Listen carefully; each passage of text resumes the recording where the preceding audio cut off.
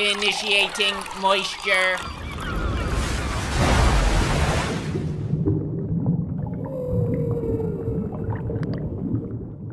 Welcome to the Moist Meter. Today we're taking a look at Season 3 of Stranger Things, and as a whole, Stranger Things in general. I really like the show. A lot of people like it out of nostalgia for the 80s feel because it really captures it well. This show is almost second to none when it comes to production and set design. I think it does an absolutely beautiful job capturing the time period, but for me personally, it doesn't elicit nostalgia because I wasn't born in the 80s, I was early 90s, 94, so I was past the 80s time into the 90s where everything was extremified, You didn't just have basketball, you had slam ball, jumping around on trampolines, breaking ankles, breaking dicks. So I don't get the feeling of nostalgia, and I still fucking love the show. But in Season 3, I did get some fat nostalgia boners from one particular place in the show that's very integral to the entire development of the season, and that's the mall. The mall in this show is absolutely beautiful, and it really captures what pre-2000 malls looked like. Where I grew up, the mall I went to was pretty old-fashioned, and it looked almost exactly like this one, eerily similar, in fact. And watching this season, I was having some fucking flashbacks, Vietnam-style, to some events that happened in my childhood at that mall. I saw my first pair of tits at that mall, in fact, like live titties.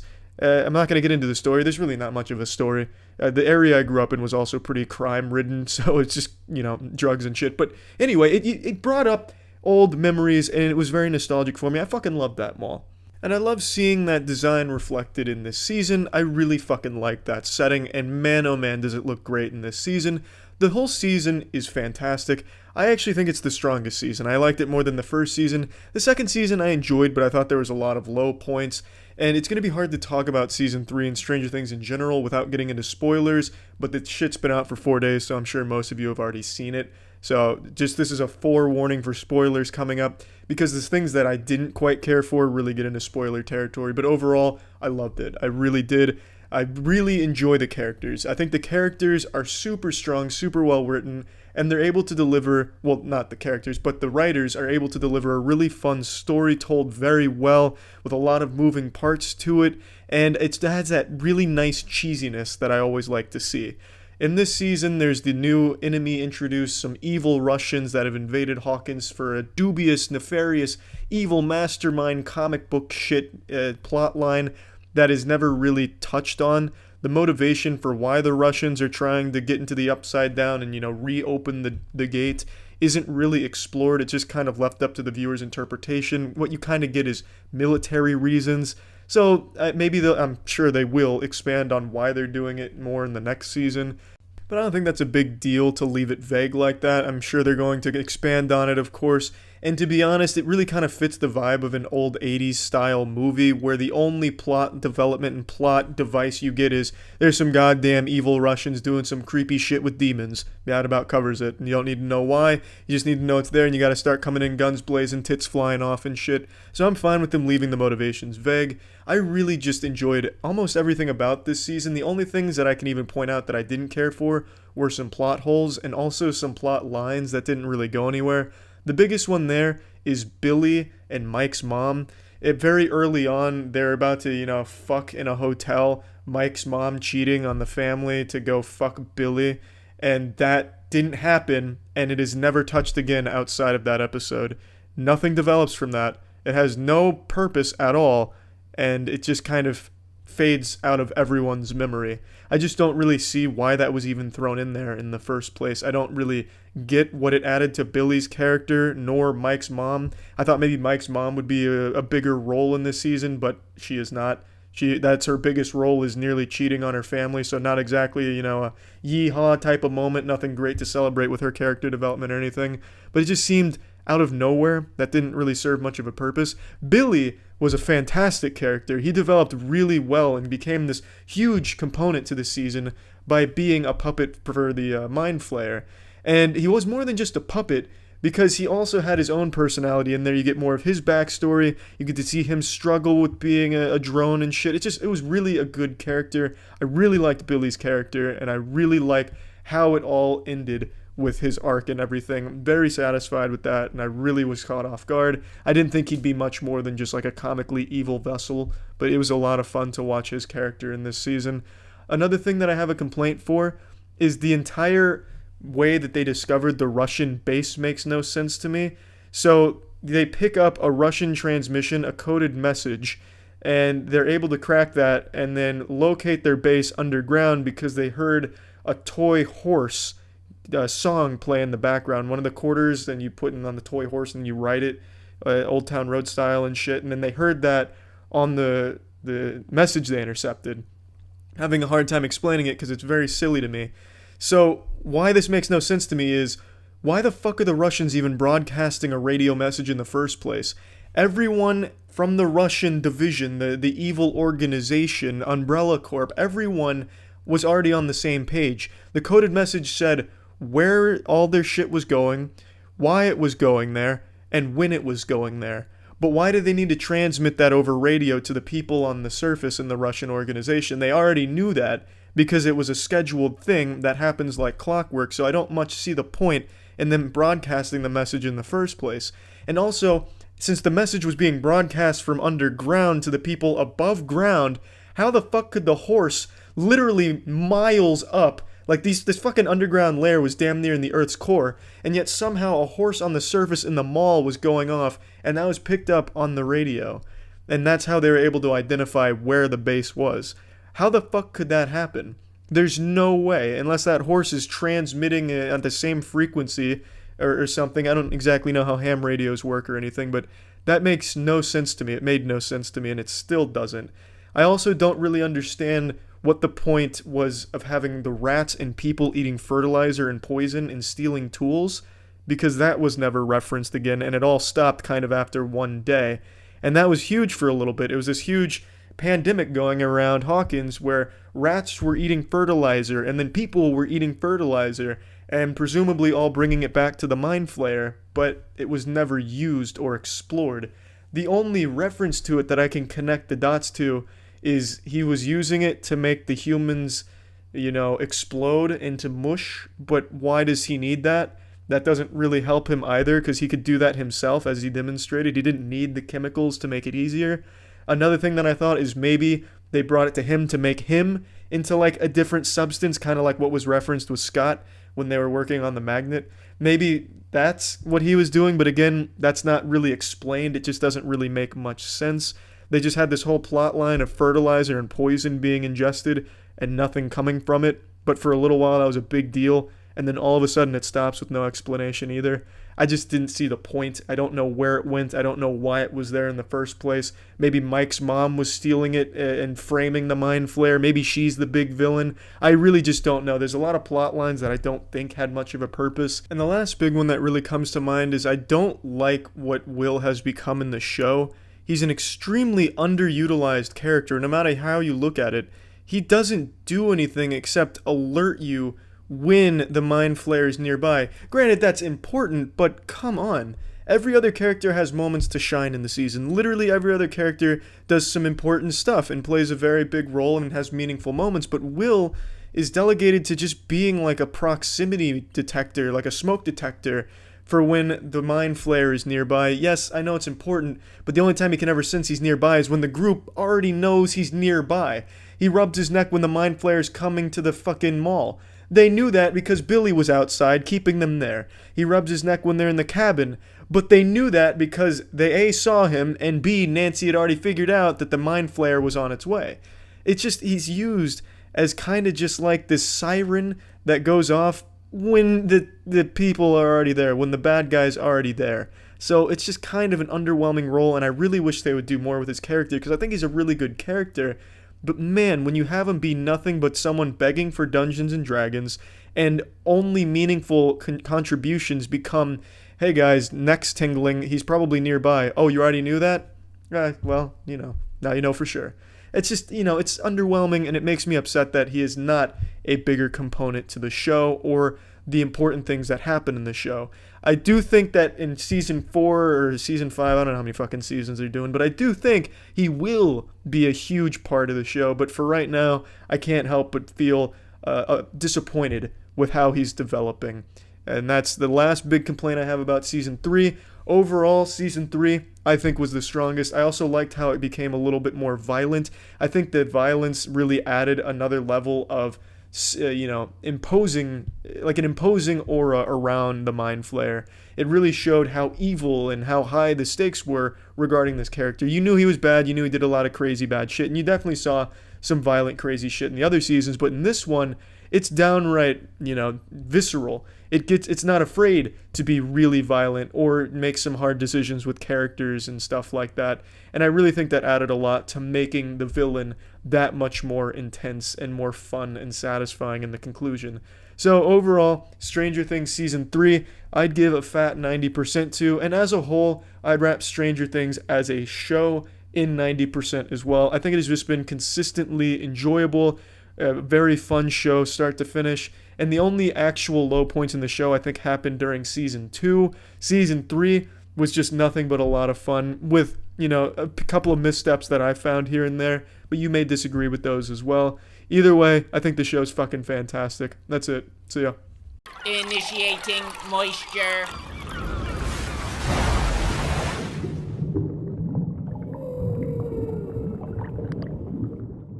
Welcome to the Moist Meter. Today we're looking at the final season of Stranger Things. At least I think it is, otherwise I'm super wrong and look like a fucking idiot. But it's season 4 of Stranger Things. It's divided into 2 parts, though that's not exactly accurate because this first part is significantly longer than the second part. The next one's just 2 episodes to close it off. And I've got to say, this is the best season of Stranger Things. It takes all the best qualities of the first 3 seasons and then does them better here. It has a little bit of everything. So there's a lot of characters in Stranger Things now, which can be kind of overwhelming for a lot of people. But the way that they break them off into their own pocketed adventures that still contributes to the overarching plot is masterfully done this season. For example, this isn't spoilers, I don't think, because I'm assuming if you're watching Season 4, you've watched previous seasons. Hopper has his own storyline with Joyce and Murray, and that's all taking place completely separate from everything happening in Hawkins, as well as what's happening in California with Mike, Will, Eleven, and everything there. So there's basically 3 different plot lines that are all running adjacent to each other, and I'm assuming with the final 2 episodes all come together to close off the series in a grand way. And it works so well. It'll bounce from story to story. It almost feels like a video game where you're going through chapters throughout an episode. So you complete, chapter 1, which is X amount of levels in Hawkins.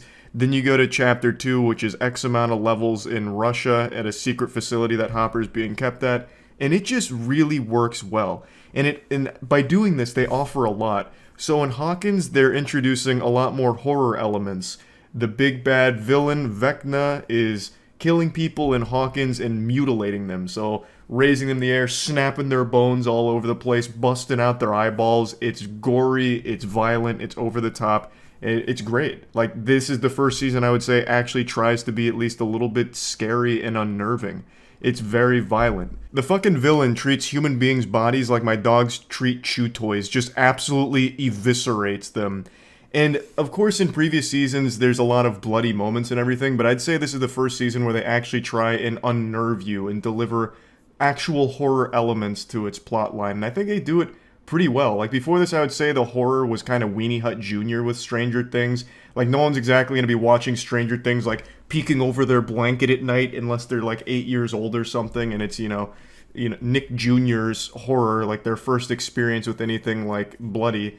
But this season, I would say there are elements where they do a pretty good job of building tension, and I really appreciate that. And then you get to Russia, Kamchatka, where Hopper is trying to break free, coming to terms with some things. He's getting tortured, literally getting tortured. He's busting his own ankles, coming up with different plans to escape. And in there, there's just good old-fashioned, red-blooded American action.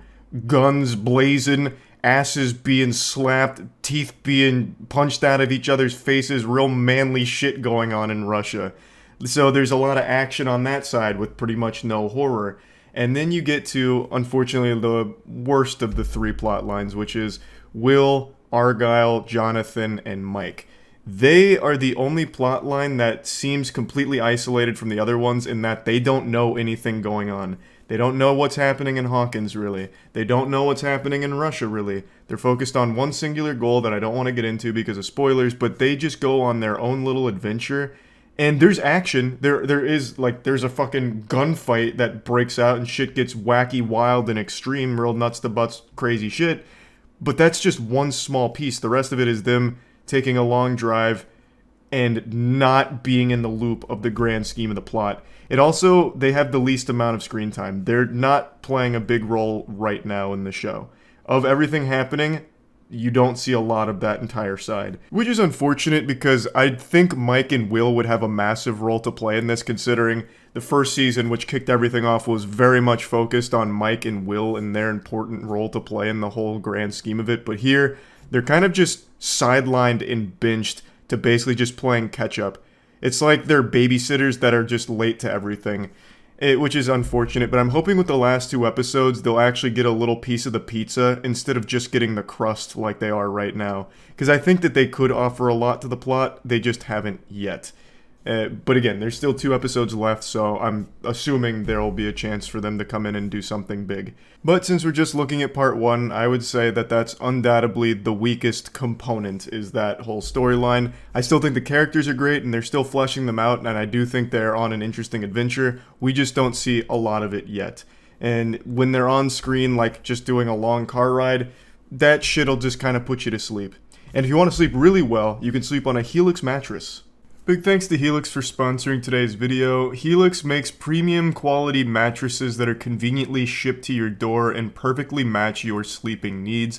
They have a Helix sleep quiz which will match you to the perfect mattress based on your body type and sleep preferences. So if you want something more firm or something a little softer, it'll find that out in the sleep quiz and match you with the perfect mattress to accompany that. So I've had a Helix mattress for about 2 years now, and it's still the perfect fit for my body type. It's not super firm and it's not super soft. It's in that nice limbo in between.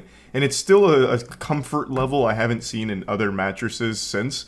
It was a super quick and easy process to fill out the quiz and get that mattress, and I absolutely think it was 100% worth it. It was also just super easy to get it all together since it was shipped right to the door. It comes rolled up in a box, you just unroll it, and then you're pretty much set to go. And there's even a 100-night sleep trial that lets you test the mattress to ensure that you love it. And if you don't, no problem.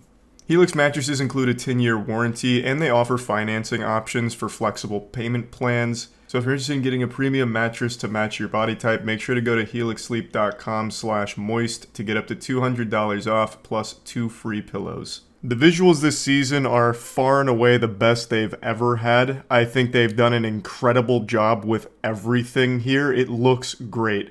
And since this is the final season, we're seeing a lot more of the Upside Down and the other dimension and the other monsters and stuff. And it's really looking good. Like, I just think everything they've shown, top notch. Every episode's like an hour and a half. And throughout the entire episode, they never really drop into like shitty visuals or bad CGI.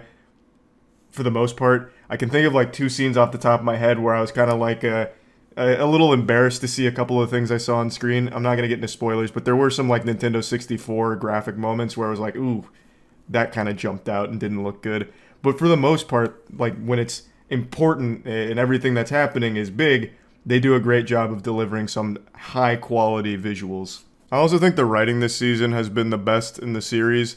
I think in a lot of the previous seasons, they banked a lot on like that old nostalgia and like cheesy, campy writing. And while that's still here sometimes, it's a lot less on the nose and everything seems a lot more grounded. The characters seem a lot more like there. Whereas instead of just like vomiting references at each other, they're just having conversations. Like conversations I could absolutely see happening between friends. That being said, it's not perfect or anything. There's definitely some like bad writing moments, but overall I was a lot happier with this season than previous ones.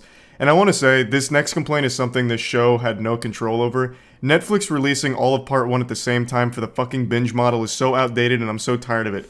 I prefer weekly releases. I don't know why they haven't realized that weekly releases leads to a lot more longevity for a production.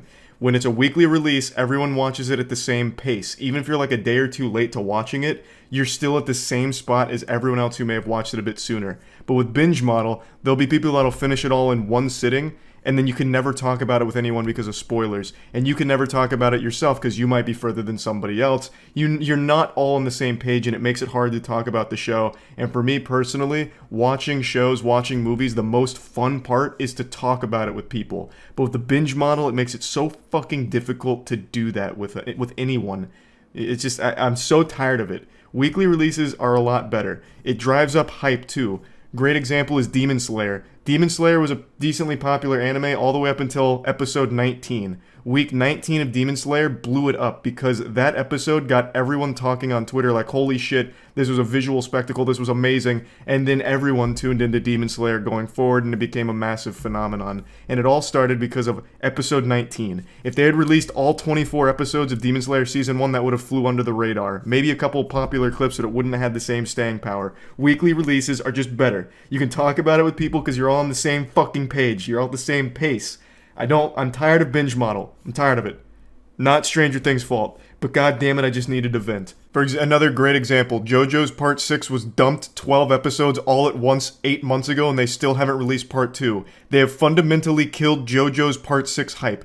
It's embarrassing. The binge model is fucking cringe and it makes me sad, it makes me real upset. And I just want it to go back to weekly releases or do what Arcane did. 3 episodes a week. Bang.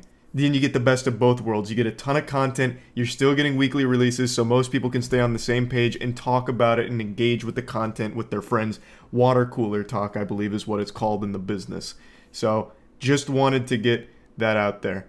And also, just one more fucking example. When Stranger Things Season 3 came out, they dropped all of it at the same time, which means everyone binged it. So they only talked about it for like 2 or 3 days and then everyone forgot about it. You never see anyone mention Season 3 of Stranger Things, even though it was a pretty good season. It just immediately died out and fell off because everyone binged it all at once and it didn't last long enough. Now I'm done. Binge model, silly. Back to Season 4 Stranger Things. I don't think this was a perfect season by any means, but I do, like I said, I do think it is their best, and it was extremely entertaining. There's a couple plot holes that I won't talk about yet because, obviously, but I also think there's a really good chance for them to clean that up in the next 2 episodes to close it off. There's a couple things that don't really check out or make sense with the way that they've described them in Season 4 with what we've already established in previous seasons. So I'm just curious to see how that wraps up. They're not like glaringly awful plot holes that ruin the whole show, but there's just a couple of things in particular with Season 2 that didn't really match here in the latest season. I also think Season 4 has a bit of a problem with its runtime. I appreciate long episodes of shows, and like I said, every episode here is pretty fucking long. But there is just some actual bloat in some of these episodes. For example, like the basketball stuff. They spent quite a bit of time building that up, and so far it's amounted to nothing. Yes, the basketball team still exists, and yes, they still have a role to play, but it's super minor, and they spent quite a bit of time on that in the early episodes, and it padded out a lot of time that I don't think was necessary. There's definitely just some fluff they could have shaved off here and just kept the meat on the bone.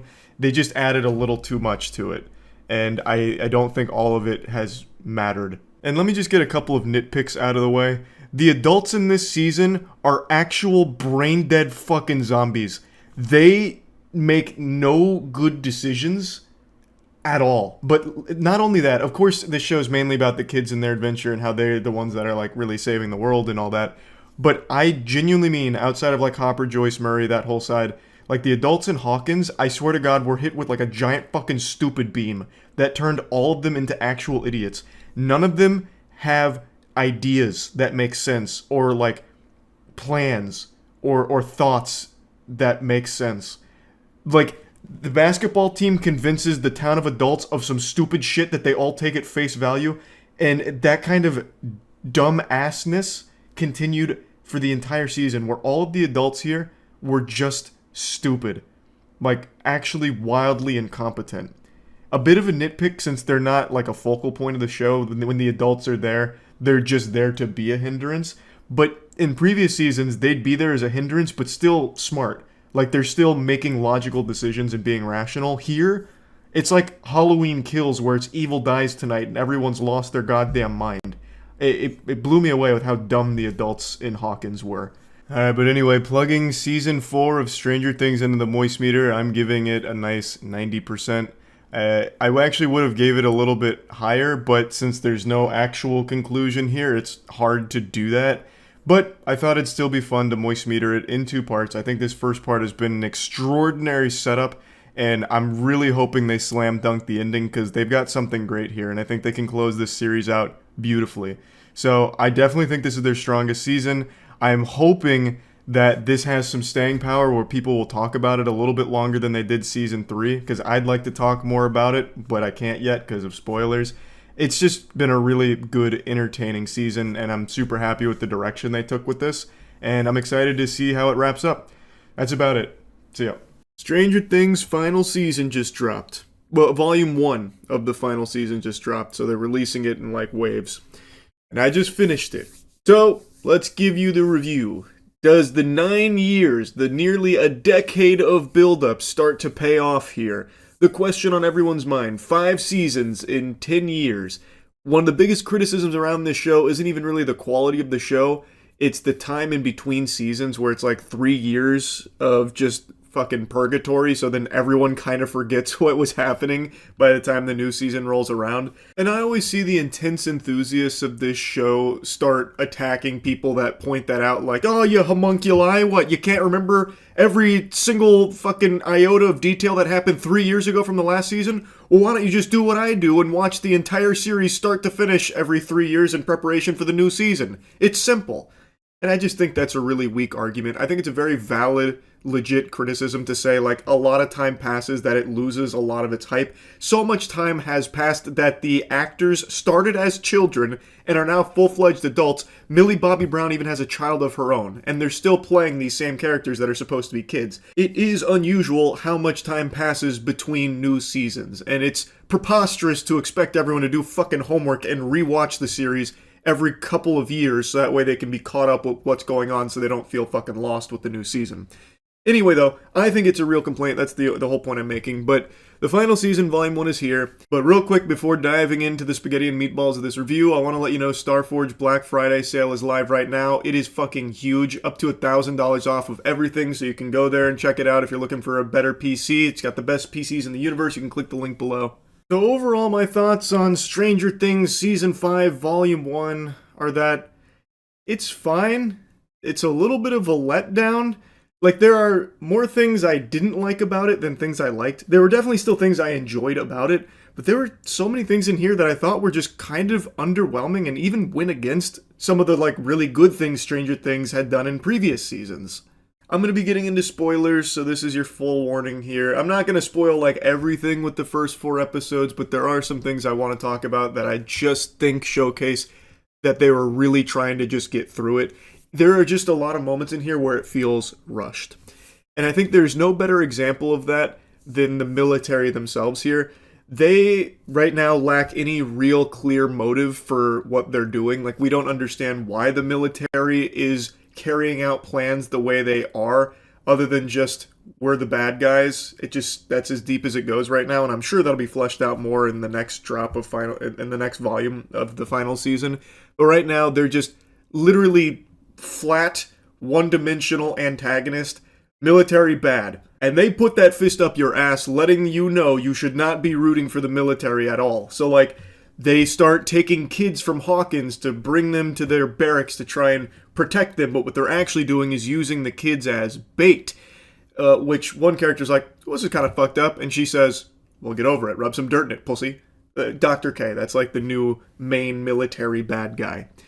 And then, like, as the kids are there, the military's, like, really mean to them. Like, one of the officers even, like, just slaps one of the kids when he, like, speaks up and says something rude. The military guy's just like, poof. It's like, okay, so military bad, I get it. But what I don't get is, like, the response to everyone else in Hawkins about the military. So, like, they have Hawkins quarantined, basically. Like, they're prisoners. They can't leave Hawkins. And everyone's totally fine with that. They're like, oh yeah, no, just fucking normal day paradise here. So much so that when they start taking their kids, the families don't put up any kind of stink about it. They don't, like, fight back or anything at all. They literally go door to door and just say, we need your child. And the parents are like, okay, we'll take them. Do you want all of them? Like, I have more children. Do you want to take all of them or just this one? And it's like, what the fuck? Really? All the parents are going to be okay with the military just taking their kids to their undisclosed location that is inaccessible to the parents? It's really fucking weird that maybe, like, the entirety of Hawkins has been hit by a stupid beam. Why, though? Like, what are they trying to accomplish? We don't know yet. So they're just, like, literally cartoonishly evil to a certain degree. So when you see Hop just start gunning them down, murdering a bunch of them, or watching Eleven snap one of their necks like she was breaking a Kit Kat bar, even dropping like a quirky one-liner saying, "Sorry for this," and then he falls from the second story. You're just supposed to be like, yeah, that was a bad guy, because military bad. We don't know what they're even trying to do yet, though. So they just feel like such a lame villain, and they're actually fucking incompetent too, by the way. That is like a crazy wombo combo here, because you set up the military as like one of the big forces here that they're battling against, and they have this massive base set up, both in the normal world and in the Upside Down. And in both of these cases, they are extensively researching, studying, and mastering their understanding of the Upside Down and the creatures that reside there, like the Demogorgon and stuff. Yet, in the final episode, when they get ambushed by Demogorgon, it's clear the military has no real answers to them. Instead, they continue to just use their guns, which have been established for a decade now, are not effective against the Demogorgon at all, yet all they rely on is their fucking guns. There's only one brave goober in their entire platoon, in this entire military base of hundreds of soldiers, that decides to use the flamethrower. To great effect, mind you. So why, with all they understand about these creatures, with entire science labs dedicated to the full understanding, Dr. K even demonstrating that she knows heat is what is weakening the thing that strangles, which is basically like a fucking hentai tentacle monster that starts strangling Hop, even explaining like, they thrive in the cold, but heat weakens it. Why then is this entire military operation gun-focused instead of having more fire-based weaponry? Or like incendiary grenades or something? Why? Why are they fucking stupid? If they have that knowledge, is it like budget reasons? Like they they weren't allocated enough budget to buy fucking flamethrowers, more of those, or God forbid even a lighter? Jesus, a flare maybe even? Why are they still using guns knowing full well it doesn't work on these creatures? It just doesn't make sense, especially considering that they have done so much research and actually thoroughly understand a lot of it to the point where they literally have L's kryptonite. They have basically the brown note that they're able to blast through their satellite dishes, their, antennas, which is like a frequency that disrupts Elle and she can't like use her powers anymore and it hurts her. They call it her kryptonite. So they studied so much that they now can fight against Elle, one of the most powerful beings in the show, yet they can't just get some more flame weaponry to actually fight the other creatures that they are literally basically cohabitating with. I don't get it. Are the guns just to keep the kids in line so that they can start shooting the kids if they start asking too many questions? Like, I don't understand. It doesn't make sense. It just feels a little lazy, and it's my big complaint about part one is that a lot of it feels rushed. It knows it needs to get to certain places, but to get there, it doesn't really follow what's already been established. It just kind of like speed runs through it, at least in my perspective. And I also don't like that a lot of the character interactions just feel really weird and out of place. And the biggest culprit of that is Dustin and Steve. Now, their banter has been established since the beginning, basically. Like, they have camaraderie where they joke back and forth and they do argue. But in this season, that's dialed up to fucking 5,000. There is not a single scene with these two together where they are not at each other's throats. And to me, that just doesn't compute. Because these are like basically best friends. And Dustin is a shell of his former self. After the death of Eddie, he's traumatized from it, and Hellfire being dragged through the mud, it really hurts him. So his big character arc here is he's trying to basically stick it to the bullies by staying true to himself, like Hellfire's the greatest, Eddie's the GOAT, and for that he keeps getting his ass kicked, and it actually starts to deteriorate his friendships with Steve and the rest of the gang. And then when Steve is like trying to talk to him about it, he's not even really talking to him. He immediately is just combative with Dustin about it. And then Dustin is combative back. So then they're just perpetually arguing back and forth to the point where they have to implement a rule where they don't talk to each other anymore. Because every time they do, they argue. And when they break that rule, they're just arguing again. It's really annoying. These are like supposed to be best friends. Steve clearly knows what's going on. Why wouldn't Steve try and connect with him and try and like help him get through what is clearly a very rough period in his life instead of just immediately pressing his buttons and attacking him? Like, it's not banter like it used to be. They're literally just perpetually arguing for the sake of just having some kind of conflict between them. Same way Steve and Jonathan are constantly arguing now because they're in this competition to impress Nancy. Like, it feels like characters are regressing.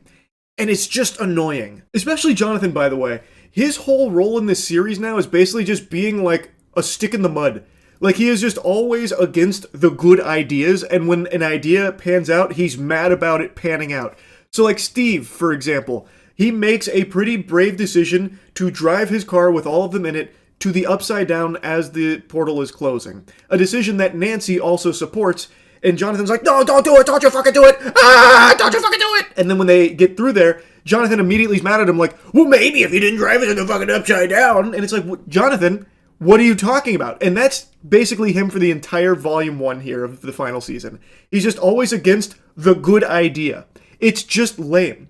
His whole character's been reduced to just, like, being obsessed with trying to, like, propose to Nancy now to beat Steve in this competition without ever really improving his relationship with Nancy and never actually contributing anything of value to the overall plot anymore. It's really disappointing to see. I also really don't like how inconsistent they are with the Demogorgon for the sake of plot armor around the main cast, or even the parents of the main cast.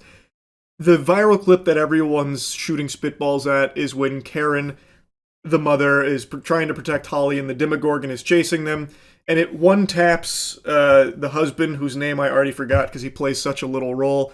He hits him with like a golf club, and the guy just slaps his nipples off. He survives, by the way. Well, now Karen is trying to protect Holly, so she breaks a wine glass and starts stabbing it, and the Demogorgon's like really suffering, like, ow, ow, ow, ow, ow. So Karen is literally fucking shaking this thing down for its lunch money, this thing that is unaffected by like bullets and everything, but this wine glass imbued with the power of a mother's love is just blasting it. But it doesn't kill the Demogorgon or anything. It does end up like slashing her, basically like fucking Wolverine cuts her to ribbons, or at least that's what you're supposed to believe. She survives that as well, by the way. But she did so much damage to it that they were able to follow its blood in the Upside Down, which was pretty important for Elle and Hop, which, again, how the fuck is a wine glass more effective at making these things bleed and causing damage than all of the countless bullets that they just fucking face tank, just bullet sponge? I don't get that. It's just for the sake of, this is very important characters. Not only can we not kill them, we also need to make sure they have their moments to shine.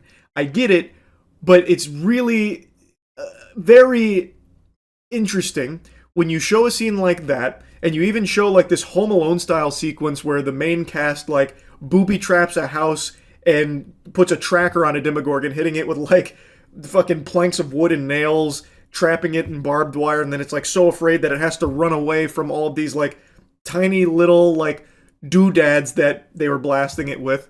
And then you have a scene only an episode later where a Demogorgon, the same kind of Demogorgon, is just eating hundreds of bullets and literally splitting trained soldiers in half with no effort. Yet it can't kill a middle-aged man and woman or a bunch of kids, and it's so afraid of all of them that it has to leave, and it took so much damage that it's fucking bleeding out.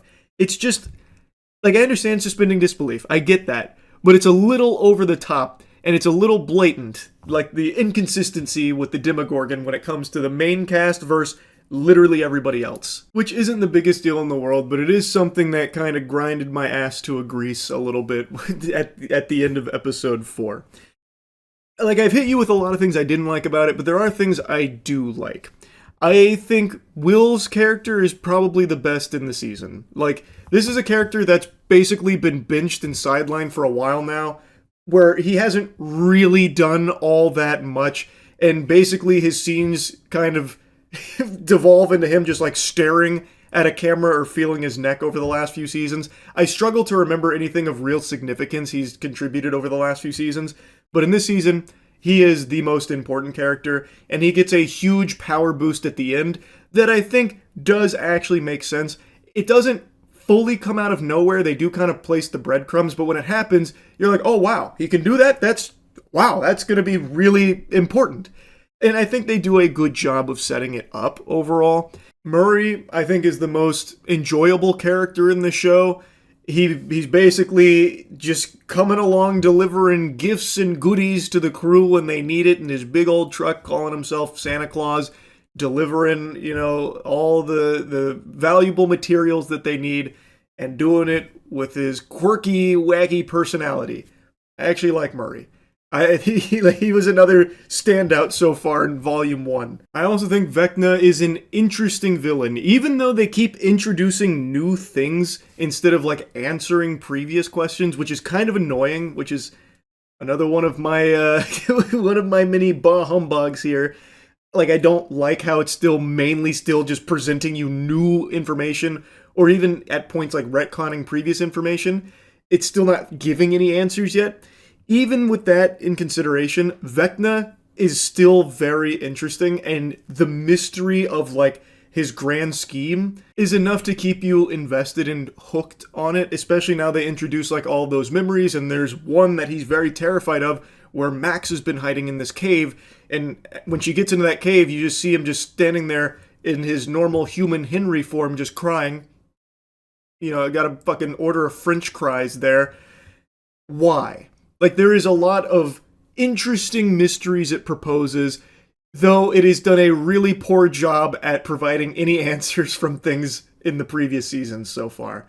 I'm guessing they're saving that for the next drop, which is a little frustrating. I would have liked to see some lines start to wrap up or start reaching a conclusion, but whatever, there's still plenty of episodes to go.